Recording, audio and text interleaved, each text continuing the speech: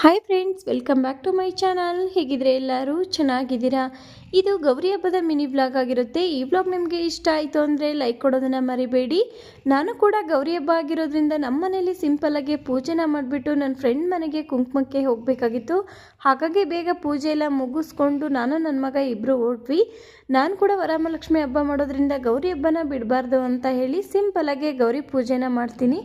ಅಲ್ಲಿಂದ ಪೂಜೆ ಎಲ್ಲ ಮುಗಿಸ್ಕೊಂಡು ನನ್ನ ಫ್ರೆಂಡ್ ಮನೆಗೆ 10 ನಿಮಿಷ ಆಗುತ್ತೆ. ನನ್ನ ಮಗಳು ಬರಲ್ಲ ಅಂತ ಹೇಳಿದ್ಲು. ಹಾಗಾಗಿ ನಾನು ನನ್ನ ಮಗ ಇಬ್ಬರೇ ಕೂಡ ಹೋದ್ವಿ.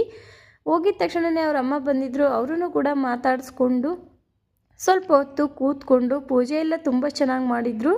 ಸ್ವಲ್ಪ ಹೊತ್ತು ಕೂತಿದ್ದಾದಮೇಲೆ ಅವರು ಕೂಡ ಮಾತಾಡಿಸ್ಕೊಂಡು ನಮಗೆ ಕುಂಕುಮನ ಕೊಟ್ಟರು. ಅಲ್ಲಿಂದ ಕುಂಕುಮನ ಇಸ್ಕೊಂಡು ಒಂದು ಸ್ವಲ್ಪ ಹೊತ್ತು ಕೂತ್ಕೊಂಡು ಮಾತಾಡಿ ಮನೆಗೆ ಬಂದ್ವಿ. ಯಾಕಂದರೆ ಅಮ್ಮನೂ ಕೂಡ ಸಂಜೆ ಮನೆಗೆ ಬನ್ನಿ ಅಂತ ಹೇಳಿದ್ರು. ಹಾಗಾಗಿ ನಮ್ಮ ಊರಿಗೆ ಹೋಗಬೇಕು ಅಂತ ಹೇಳಿ ಅಲ್ಲಿಂದ ಒಂದು 10 ನಿಮಿಷ 15 ನಿಮಿಷ ಇದ್ಬಿಟ್ಟು ಆಮೇಲೆ ನಾನು ಅಲ್ಲಿಂದ ವಾಪಸ್ ಬಂದೆ.